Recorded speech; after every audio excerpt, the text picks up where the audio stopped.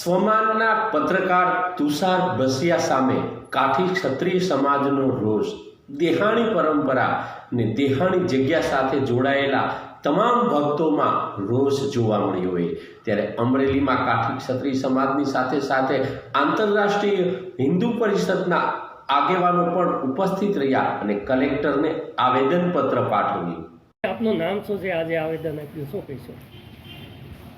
ગેબી પરંપરામાં માનનારા લોકોની એક અહીંયા અમરેલી મુકામે આવેદનપત્રનું એક આયોજન કર્યું હતું અને એમની અંદર મેં આંતરરાષ્ટ્રીય હિન્દુ પરિષદ સૌરાષ્ટ્ર પ્રાંતના અધ્યક્ષ ડૉક્ટર ગજેરા સહિત મારી જવાબદારી આંતરરાષ્ટ્રીય હિન્દુ પરિષદ જિલ્લા પ્રમુખની તેમજ ગેબી પરંપરાના જે ભક્ત સમુદાય છે, ગેબી પરંપરાને માનનારા એ લોકોએ મળી અને ગેબી પરંપરાની જગ્યાઓ ઉપર જે હાલના જે પત્રકારો છે એના દ્વારા એમના મહંતોને, એમના વંશજોને એનકેન પ્રકારે ખોટા કાવતરાઓની અંદર ભોગ બનાવવાને પ્રેરવી રૂપે અલગ અલગ સમાચારોના માધ્યમથી સમાચારોની અંદર રહેવા માટે, એમની ચેનલના વ્યૂઅર્સ વધારવા માટે એમને જે કંઈ બાંધકામો કરેલા છે એ બાંધકામની વિરુદ્ધમાં સ્ટોરીઓ ઊભી કરી અને સમાચાર બનાવે એમની સાથે અમને વાંધો નથી. એ ગુરુ પરંપરાના જે વંશજો છે એમણે જે બાંધકામો કર્યા એમની સામે કાયદેસર કાર્યવાહી કરે એમની સામે પણ વાંધો નથી.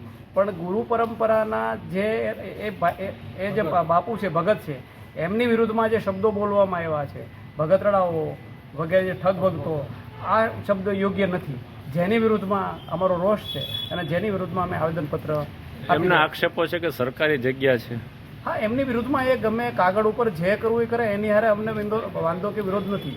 પણ જે એમની વિરુદ્ધમાં જે બોલી રહ્યા છે, જે પરંપરાને અમે માનીએ છીએ, જે પરંપરાની નીચે આ બધી જગ્યાઓ આવે, સત્તાધાર છે, ચલાલા છે, વીરપુર છે, અને એ જગ્યાની અંદર હરેક લોકોને ત્યાં દિન દુખિયાઓને રોટલો આપે છે, બધાને સાચવે છે અને એમાં એ બધા ભક્તોની લાગણી દુભાય છે. જી, મારું નામ પવુભાઈ ભગત, મારું ગામ ચલાળા છે.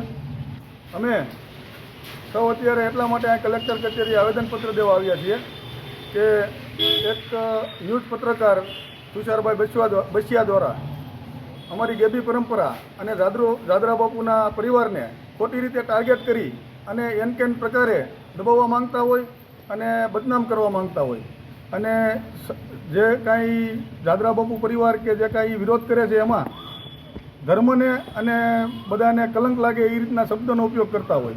તો એટલા માટે અમે સૌ ભેગા થઈ અને આ આવેદનપત્ર દેવા આવ્યા છીએ. અને હજી પણ જો આનામાંથી અમને યોગ્ય ન્યાય નહીં મળે તો ગાંધી ચિંધ્યા માર્ગે અમે આંદોલનકારી પગલાં ભરીશું.